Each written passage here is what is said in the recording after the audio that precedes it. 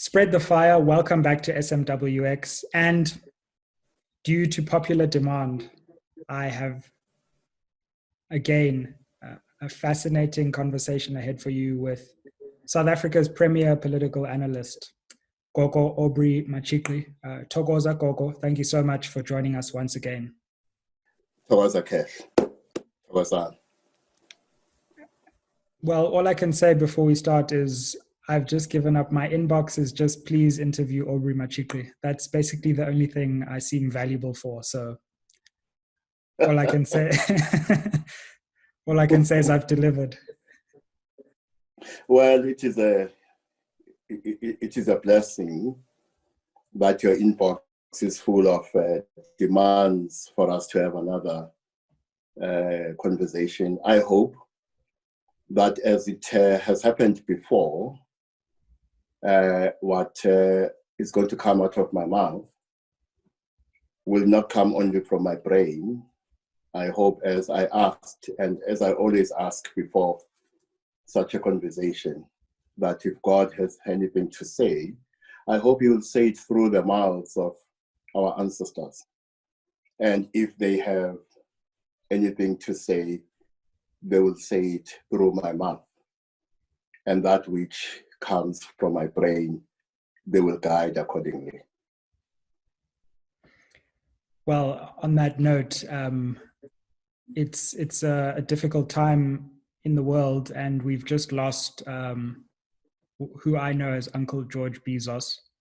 A difficult loss for our country, and at a time when we've lost many in that generation who shaped our country so profoundly.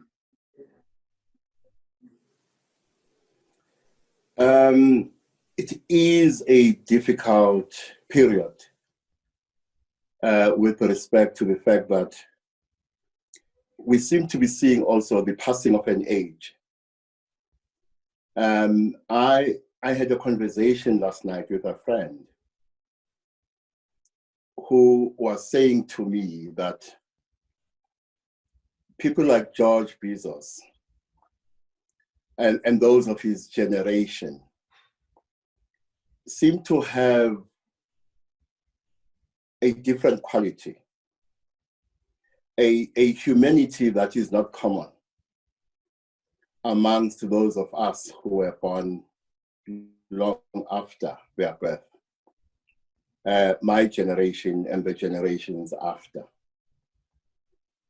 It is a level of humanity and humility and selflessness that transcends politics, culture, race, and anything that divides us as the current generation. And so when I heard that Uncle George had passed on, I was filled with a sense of sadness, which coincided with another feeling,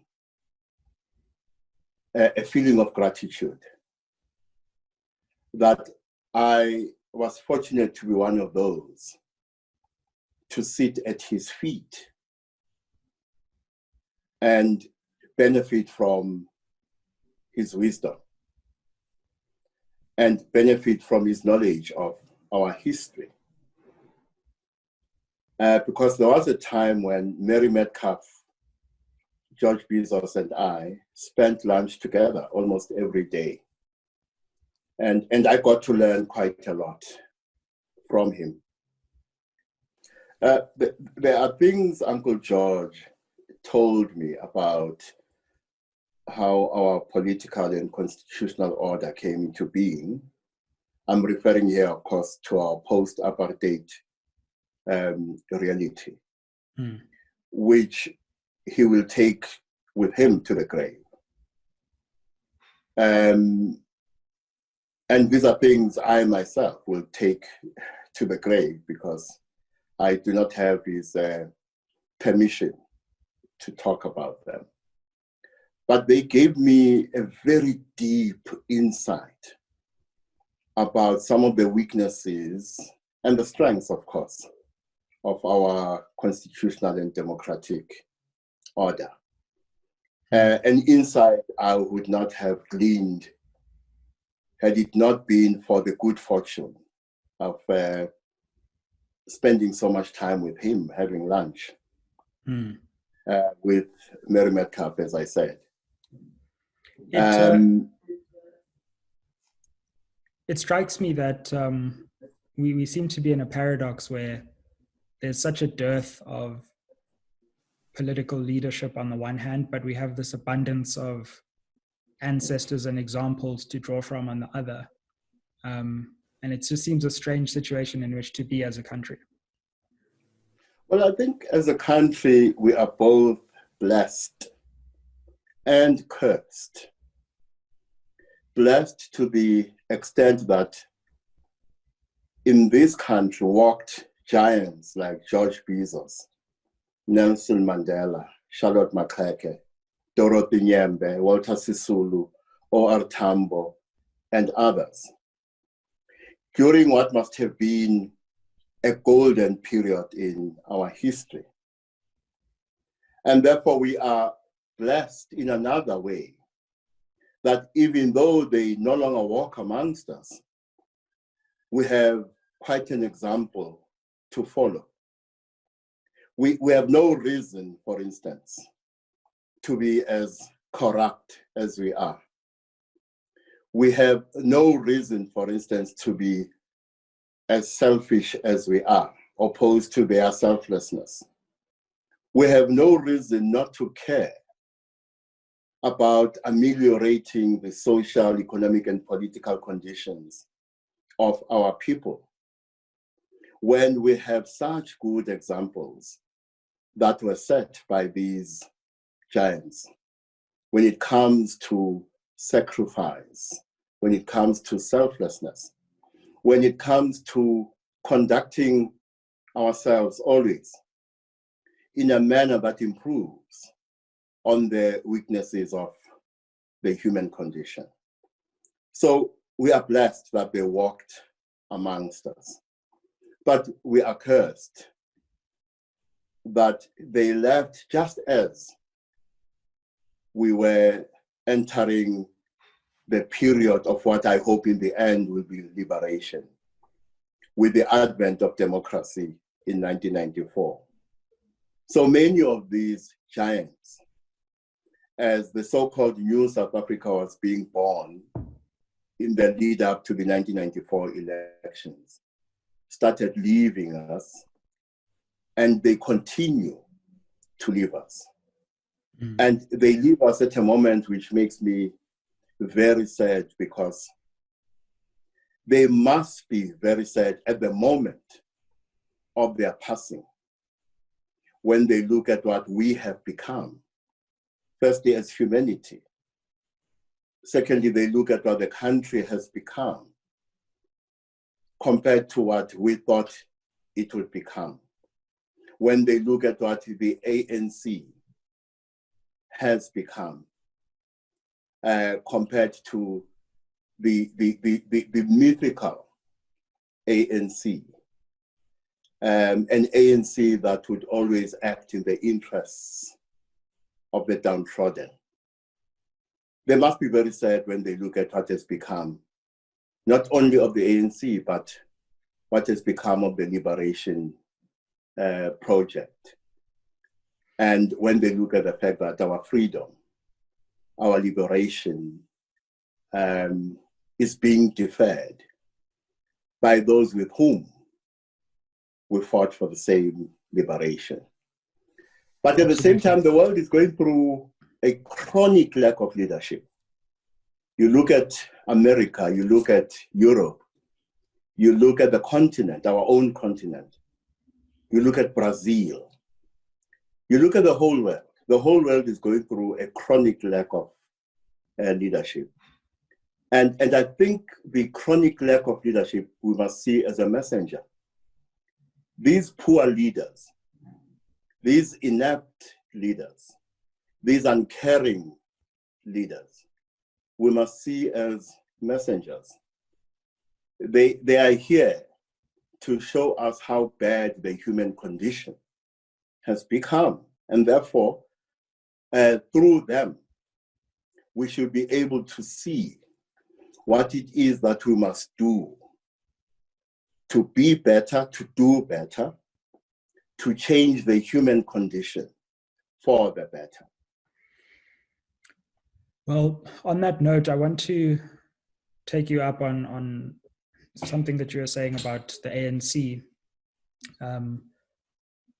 a party which the analysis of which just seems to get more and more shallow by the moment. And we've had a number of conversations in this Ramaphosa era, which I think are creating a counter archive to the dominant narrative. When we look at the ANC as it stands right now, I'm struck by something you said in one of our previous conversations, which is that this idea that either one faction will prevail or another will prevail is simplistic. And in fact, two graves might have to be dug for both factions of the party. Do you still hold that view? And how do you see the dynamics in the ANC as it comes out of an NEC meeting where apparently, according to the dominant narrative, the president is triumphant and has full control over the party simply because he survived a meeting? Well, let's start with that meeting. If our planet was hit by a meteor and was completely destroyed,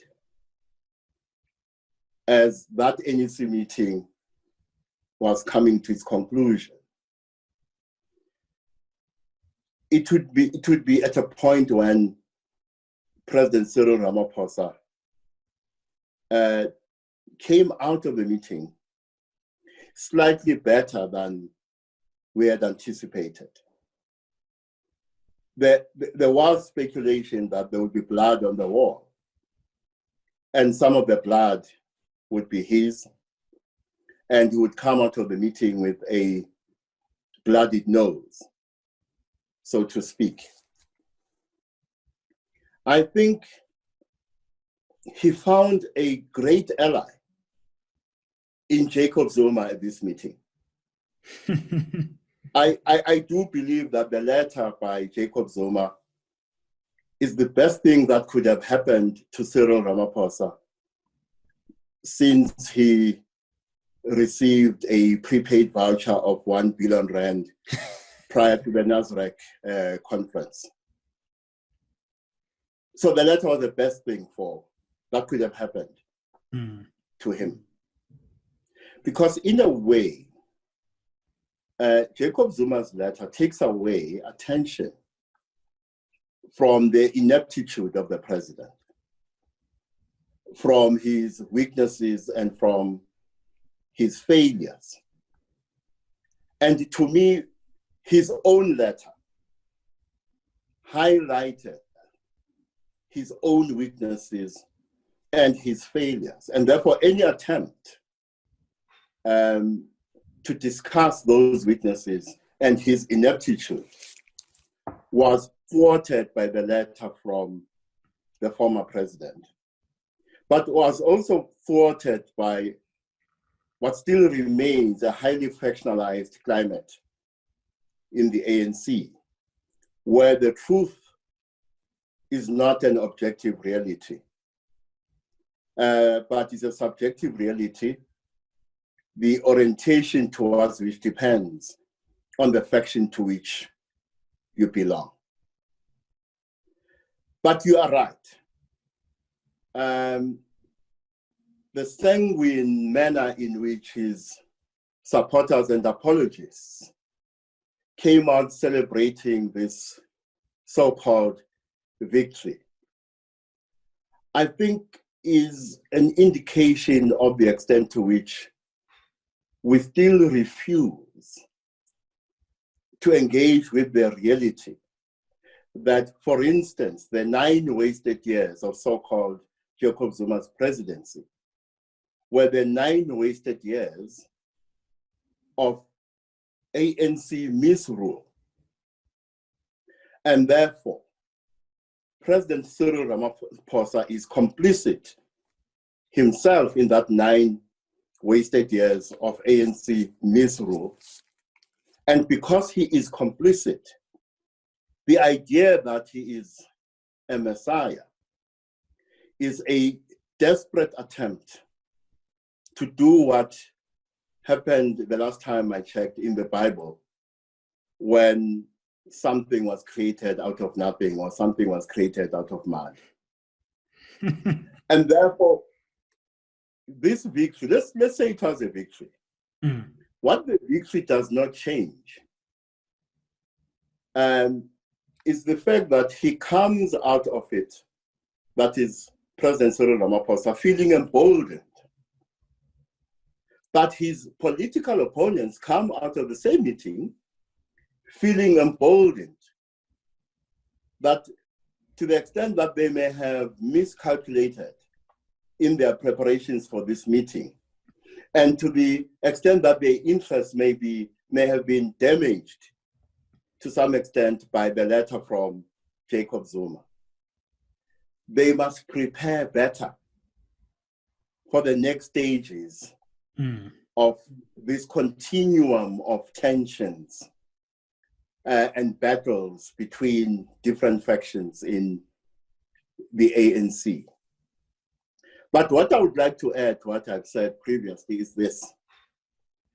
There's an extent to which the outcome of these factional battles really does not matter. Because qualitatively, what will replace the current order will in all probability not be better. And therefore, it does not matter which ANC faction wins, because it will be the same ANC faction which no longer exists to foreground the interests of those who are victims of apartheid coloniality and colonialism. So it doesn't matter who wins in this factional battle, because that victory will not change the ANC. The ANC will remain a party that in the current conjuncture, to use a term from the ANC, is more loyal to the interests of those who are hostile to the idea of a revolution that will truly liberate our people, is more loyal particularly to the interests of global and domestic capital. And therefore, the factional battles will not replace that reality. They may in some ways reinforce it, actually. No, I think that's quite right. And so just a few things that come to mind as I hear your analysis. Firstly, I was watching the testimony of Zola Tsotsi at the State Capture Commission. And he spoke about this event where it was just before the ANC's January 8th conference in 2014, just before the election, and they had a gala dinner fundraising for the party, at which state-owned enterprises were buying tables, which let's just leave that on one side. And at the top table, literally and metaphorically, were the ANC top six, presumably including then Deputy President Cyril Ramaphosa, unless he was sick that night. Two Gupta brothers, Tsotsi didn't mention which ones, and Tsotsi himself. So there was a table of 10, the ANC top six, 9, two Gupta brothers and Tsotsi. And I just thought that table represents so much of what you have spoken about, because there were that table split into different factions later. But ultimately, the interests represented and the problems represented by that table. I just wondered to myself, like, what did President Ramaphosa say to the Guptas at the table, if anything? while they were dining together. And as much change as there's been, the more things have stayed the same in many ways. Well, you see, you refer to the State Capture Commission of Inquiry. One of the things the dominant narrative of state capture in this country obscures is the fact that,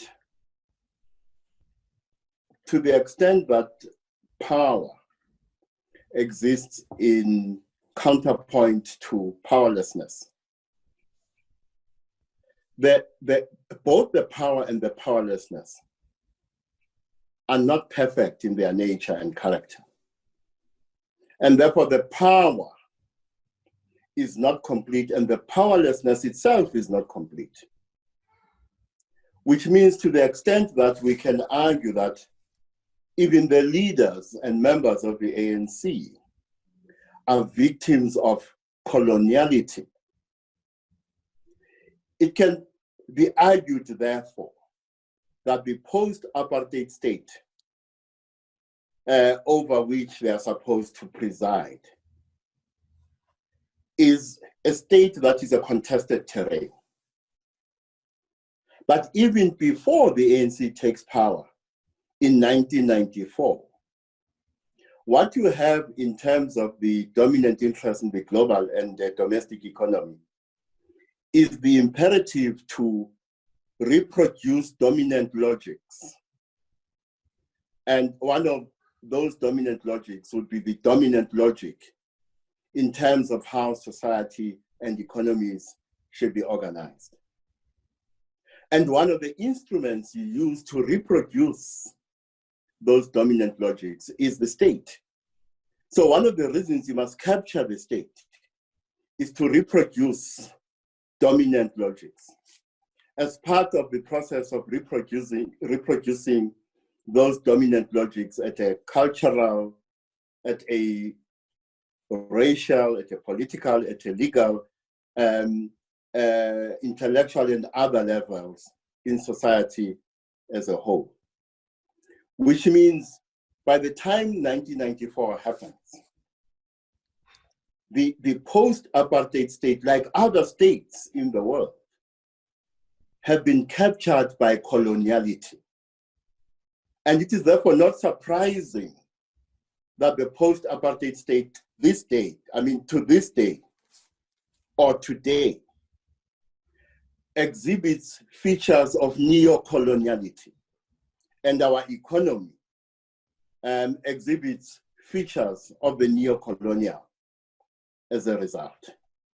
So which means when these factions in the ANC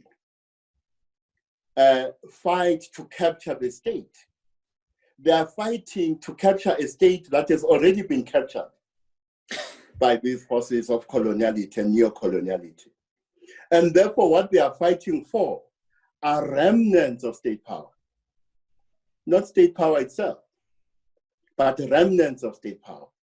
And this is one of the things the dominant narrative of state capture in this country, dishonestly or otherwise, obscures.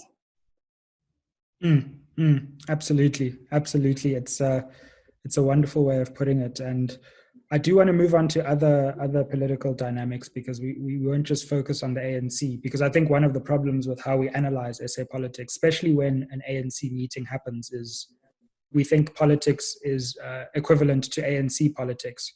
But the ANC nevertheless matters.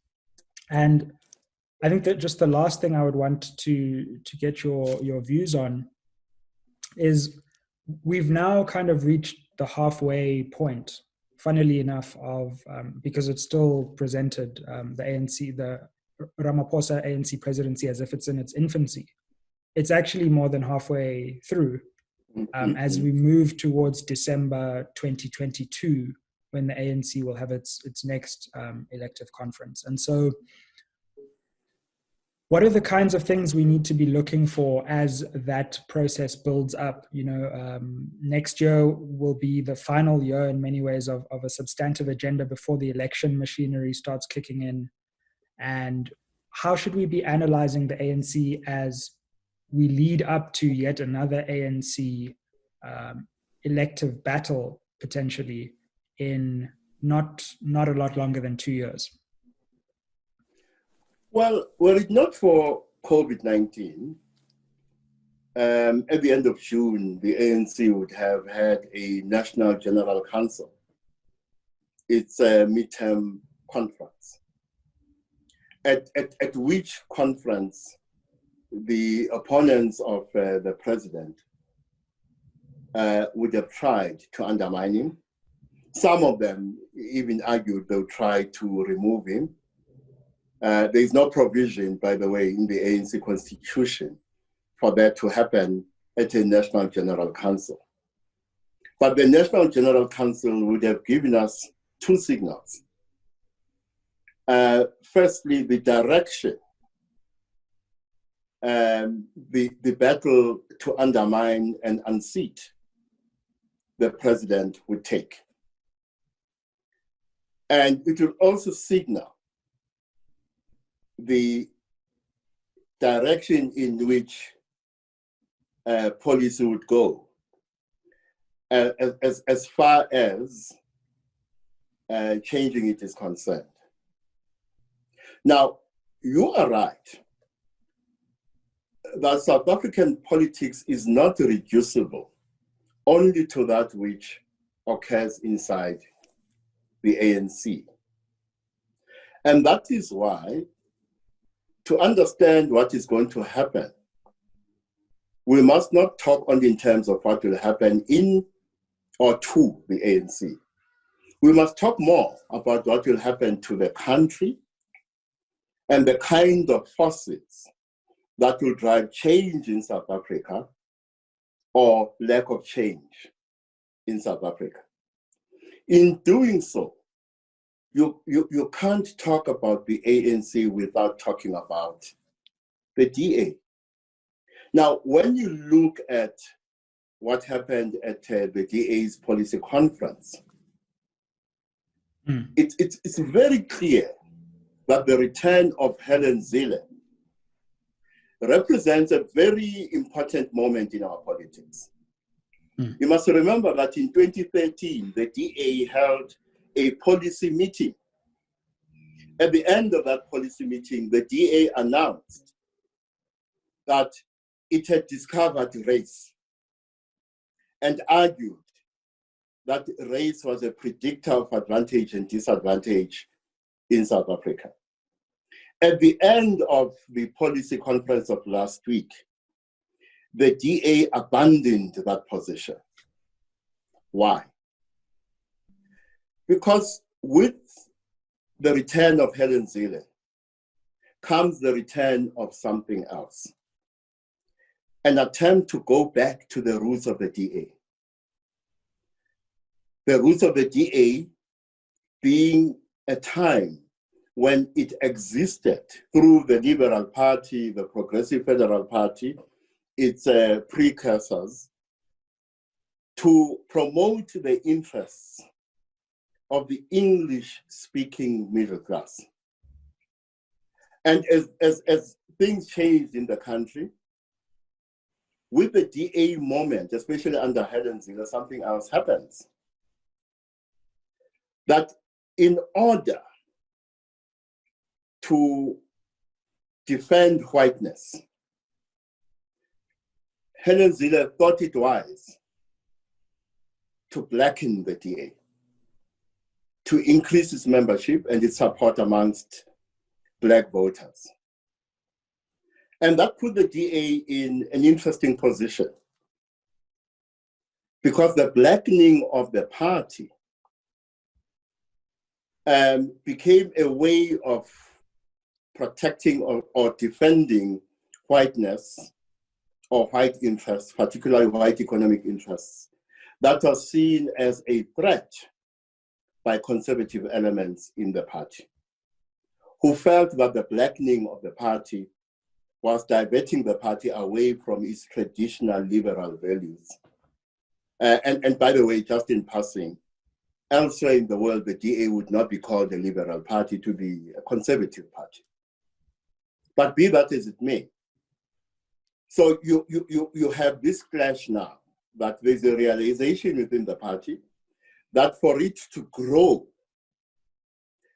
and be in a position to protect and maintain white interests, particularly economic interests, it must win an electoral majority. And the only way of doing that is to attract an increasing number of Black people who would become the Trojan horse of its economic and other interests. But what do we see now? We see a situation where the return of Helen Zille suggests that the DA has stumbled on a different realization, that it does not have to win an electoral majority. When there is a party that will continue to maintain white interests in general and white economic interests in particular, a party that deploys its Black electoral majority to maintain white interests, and that party is the ANC. And therefore, the DA can do two things at the same time, if not more.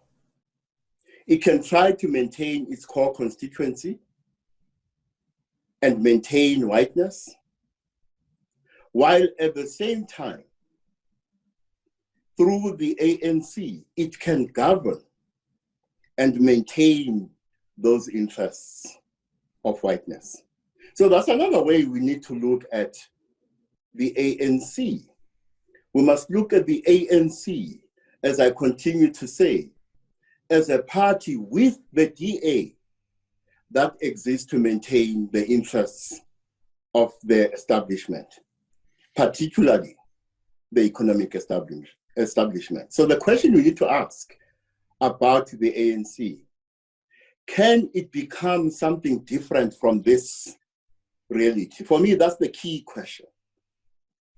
And there is no sign, when you look at the quality of leadership that is being made available, when you look at its tactical and strategic ineptitude, when you look at its, you look at the poor content of revolutionary morality, when you look at all those and other factors, in the foreseeable future, there seems to be no chance that the ANC will deviate from this course, where with the DA, it exists to maintain white interests, particularly white economic interests, by continuing to win an electoral majority through Black voters, which puts Black voters and Black people in general in a difficult position. It's clear that they cannot trust the DA. It's clear that they cannot trust the ANC. And that is why 18 million South Africans did not bother to vote last year. And that number will increase, if I'm correct, because an increasing number of Black South Africans in particular will buy into the idea that every time they vote for their disenfranchisement, which means what they need is an alternative to both the DA and the ANC. And the question is whether the EFF is that alternative. In my view, the alternative is not the EFF. To the extent that we can have that conversation, it seems that many Black people like what the EFF is saying, but are not convinced that it is ready to govern. But the larger point we must make is that it does not matter what party replaces the ANC. What needs to emerge as an alternative is an alternative political and economic system, because the current political and economic system is rigged to serve the interests not of those who are victims of coloniality in this country.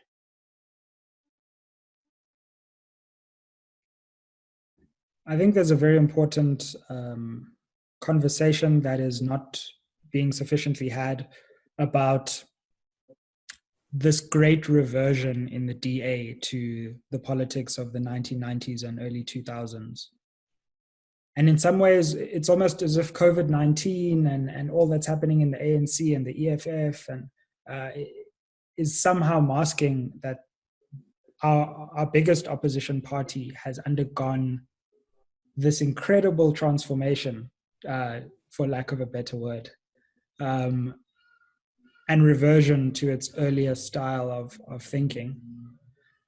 And when I look at the policy documents, both the discussion documents, the DA loves to also say, oh, you haven't read the document. No, I read the discussion document, the policy document. But don't forget, Sizwe, Black people don't read. Yeah, exactly. This PhD tends to help with that.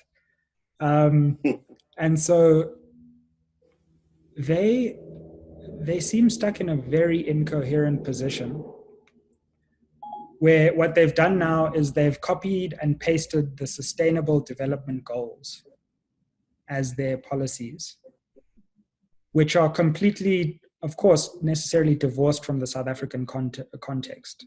So they've taken these global development goals and suggested that somehow that will be enough to ameliorate the inequalities in South Africa, and used that as a pretext for removing all reference to race as a means of empowerment, while still declaring themselves in favor of diversity. However, such diversity may not be quantified and must remain in the air for anyone and any institution to determine for themselves. So it seems to me what's happened in the DA is that they want now to have their cake and eat it. They want to appeal to a more conservative white electorate, while pretending that they really care about the empowerment of Black people, yet not mentioning their empowerment explicitly. And it seems to me that that is the exact worst possible alternative to the crisis we have right now in the ANC. Well, to put it succinctly, the DA thinks Black people are fools. They think that Black people will not see through them, will not see through this facade of a strategy, as you say, that seeks to maintain its core constituency. A core constituency that is not committed to fundamental change in South Africa, a core constituency that is not committed to uprooting the neo-colonial features of our post-apartheid reality. The DA wants to do that and then sell this mirage of non-racialism, a non-racialism that will bring about inequality and that will bring about an order that consigns inequality, poverty, unemployment, and other indicators of Black underdevelopment to the dustbin of history. And they believe somehow that Black people are going to be seduced by this lie. So in my view, the DA comes out of his policy conference more racist than it was before, to the extent that it comes out of this policy conference patronizing Black people, undermining their intelligence, and thinking that the interests of its core constituency will be maintained by Black voters who are too stupid to see through the lie that the DA is trying to sell to them. So I think the current strategy of the DA, as evidenced by the resolutions it passed at its policy conference, is quite insulting to those who are Black. But it betrays what I'm saying, that the DA is not interested in fundamental change. If fundamental change is about uprooting coloniality and the neo-colonial features of our post-apartheid reality. But if the DA is making a mistake in this approach, it's not going to be fatal in a very important respect. The interests it seeks to protect, particularly as I keep on saying, white economic interests, will still be maintained through an ANC government. And therefore, its current tactical mistakes are not going to be fatal with respect to that set of interests. Because if the ANC, for the next 2 or more elections, continues to win the majority, the ANC will then continue to deploy its black electoral majority to maintain white interests. And let's move to the EFF, which you also mentioned now, because as you rightly point out, if what you've been saying up to this point is true, you would think that both the ANC and the DA were extremely vulnerable to inroads from a party which presents an alternative to their respective visions. And yet, although the EFF has probably more than any other new party in democracy established itself, it seems to me like there's a much greater opportunity than the 10% that the EFF has been able to garner in the last election. It doesn't strike me that the EFF will suddenly break through to 20% of the electorate, for example, anytime soon. So it would seem that even in this third alternative, although maybe the rhetoric is better in terms of unapologetically dealing with coloniality and racism, there are still major concerns that South Africans have about the EFF, about its strategy and its ability to turn rhetoric into reality.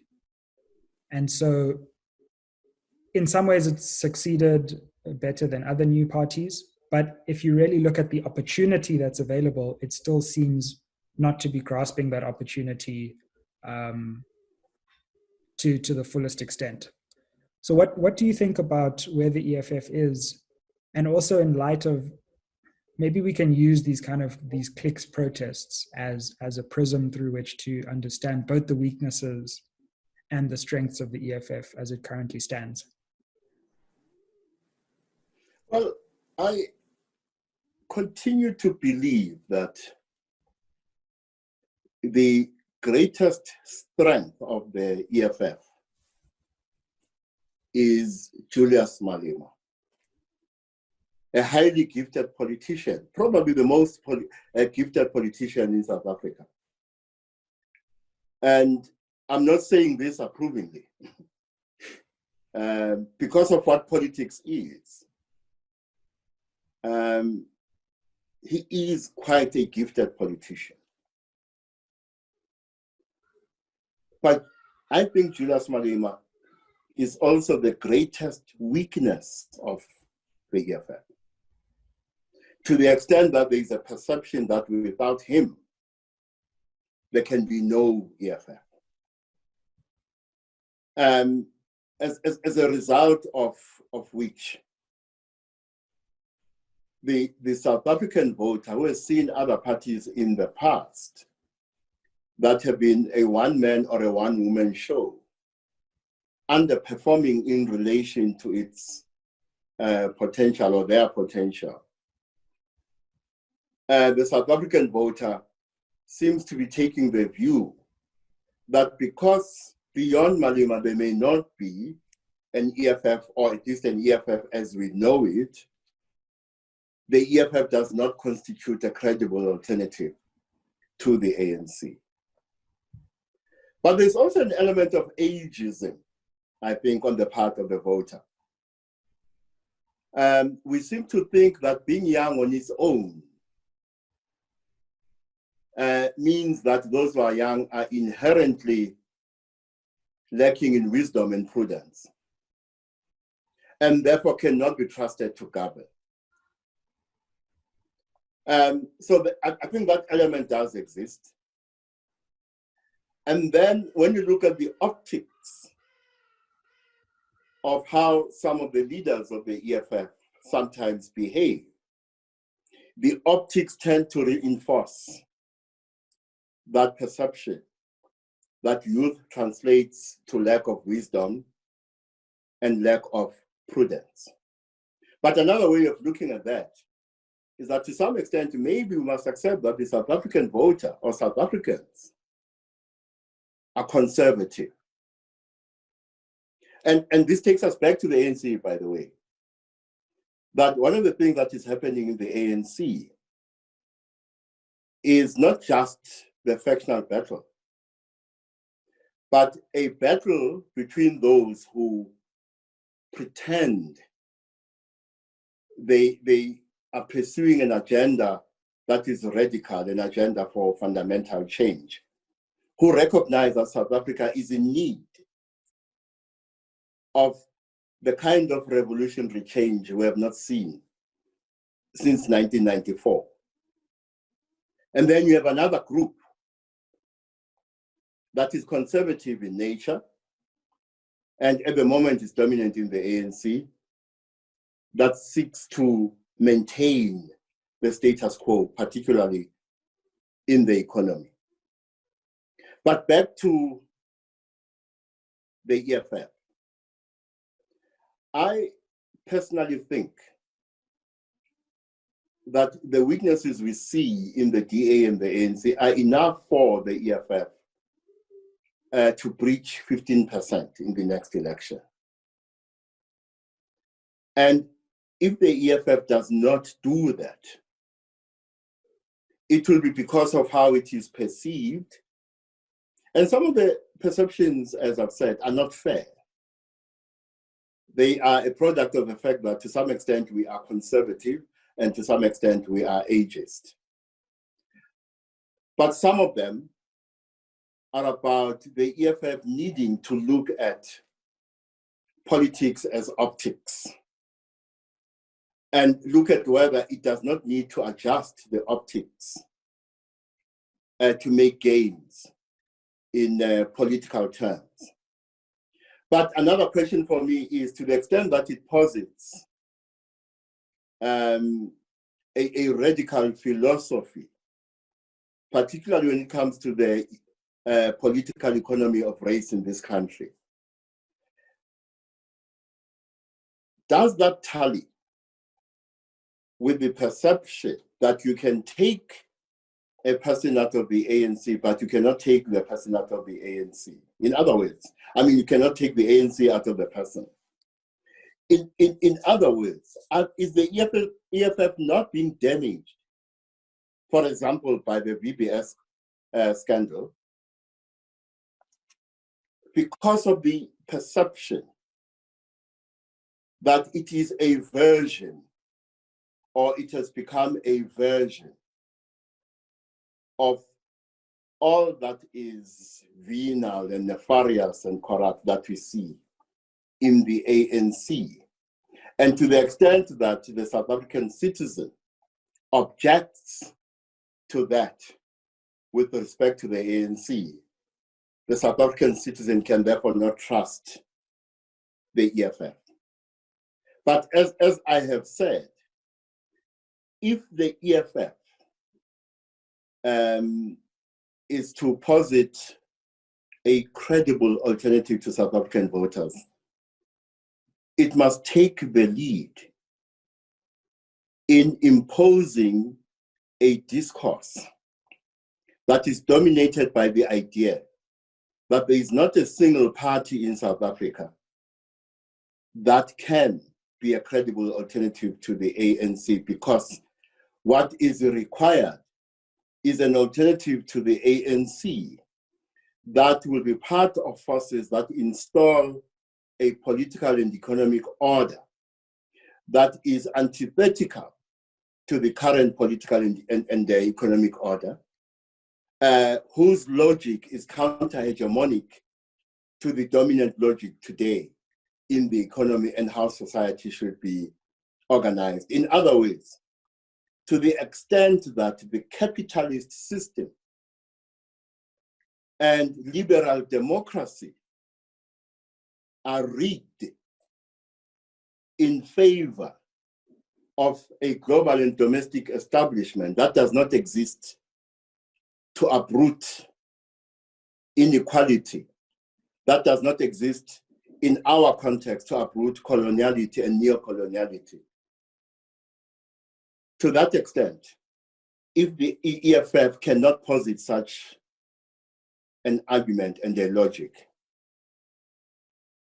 it will remain just one of these alternatives to the ANC that may even win an election, but will actually not be able to effect fundamental change in our society. You know, and to round off, I do want to stick on this because I think it's so important, like you say, with this ANC and DA crisis, in my view, to give a critique of the EFF that on the one hand avoids the tropes that are often trotted out in mainstream narratives, which I think are extremely unhelpful, because instead of critiquing the EFF as the ANC or the DA are critiqued, the ambition seems to be rather to discredit the EFF and relegate it to something outside the political landscape. Whereas in my view, all that does is just help the EFF because it riles their base, it creates a siege mentality. And what we have missing on the EFF is a sustained critique that any political party must be able to learn from and think about and respond to, or fail to. And so for me, I identify three major problems. I think the first one for me is this question of gender. And we saw in response to, there was this viral video on social media where an EFF supporter pushed a woman journalist against her will. And instead of coming out strongly against that obviously indefensible act, again, I felt that EFF leaders were too quick to close ranks and again adopt the siege mentality, when in fact this question of gender has dogged the party for a long time, and it hasn't convinced me, and I can't imagine how it would convince particularly Black women in our society, are completely underrepresented in politics, that the party has really grappled with that question. Then you've also got the governance question, as you say. How would we get from A to B? I see B. I agree with where A is, but I'm missing how we get there, especially if the state is the only vehicle we're using.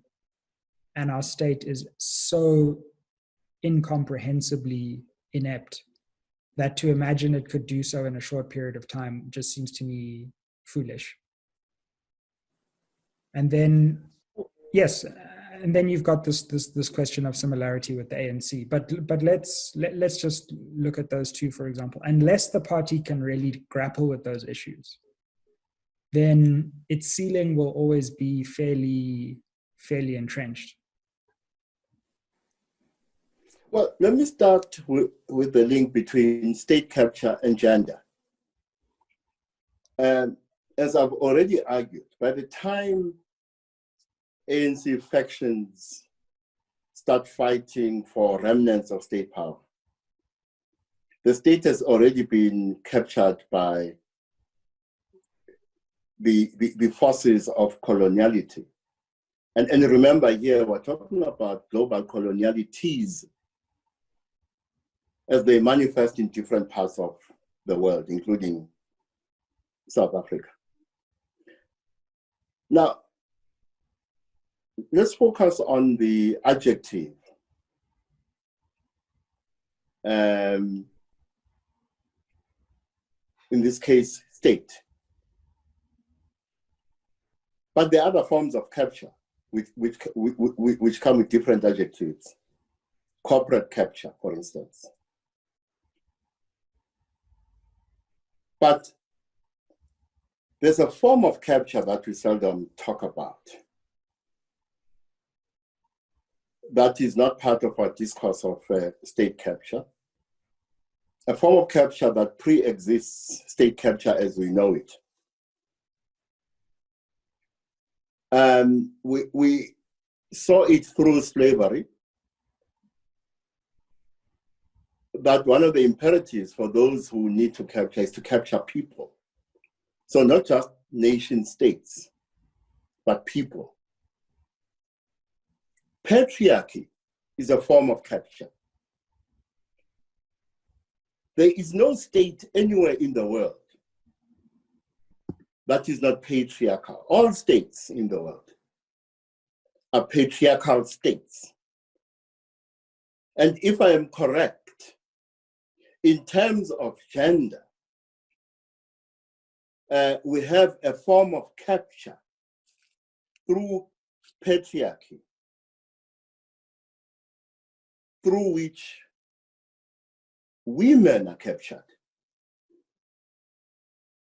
And so the existence of a patriarchal state, including our own,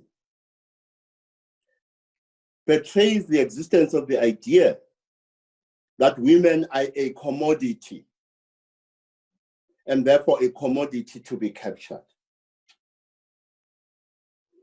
It's quite possible that the EFF,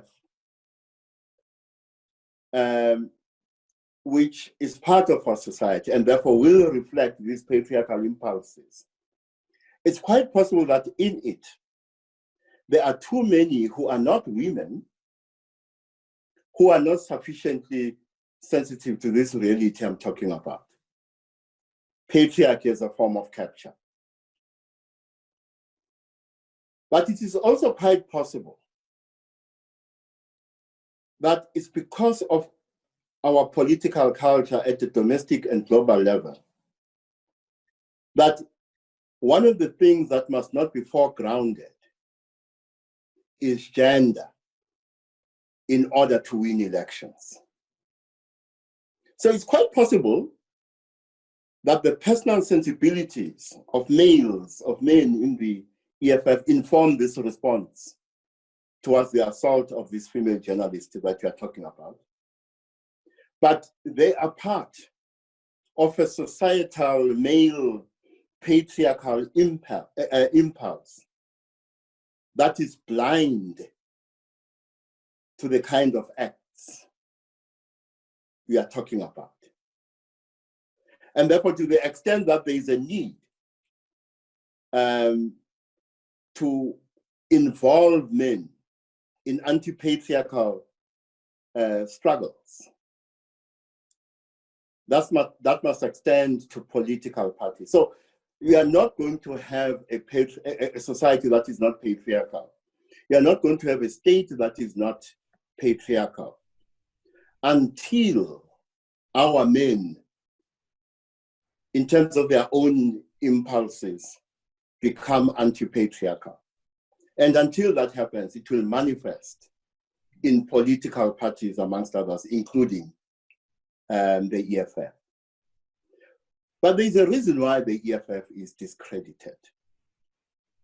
It is not because those who discredit it. And remember, if you just do a cursory look at who is discrediting the EFF, you will see that consciously or unconsciously, these are the voices that speak for the establishment. And because of that, the reason why the EFF has to be discredited, it's not because they fear that through the EFF, a revolutionary order will be installed. Their fear is that even if the EFF is not genuine in its commitment to install a truly revolutionary order, through what it is saying, even if it is saying dishonestly, it may plant an idea which one day may result in a revolutionary movement that does displace the interests that are currently dominant in our society and in the world. So I think that's the nature of the fear that makes the EFF a subject of lampooning, ridicule, or that makes the EFF to be discredited by these voices. Well, Gogo, without wishing to take any more of your time, you've already been very generous with it. I'd like to thank you for yet another session of analyzing politics, and for your insights and your ability to pass through the different aspects of the South African political landscape unlike any other. So on behalf of the SMWX family, we thank you for joining us on this channel once again. And thank you for inviting me. Cool. And thank you to your viewers for making threats to do you grievous bodily harm, which compels you to invite me again. Exactly. I suspect I've warded off those threats for another few months, but if you get another message from me, you know someone came to my door and actually made the threat a reality. Through the powers the ancestors bestow upon us, I will try to protect you. I thank you for that. Thanks so much, Coco. Togos.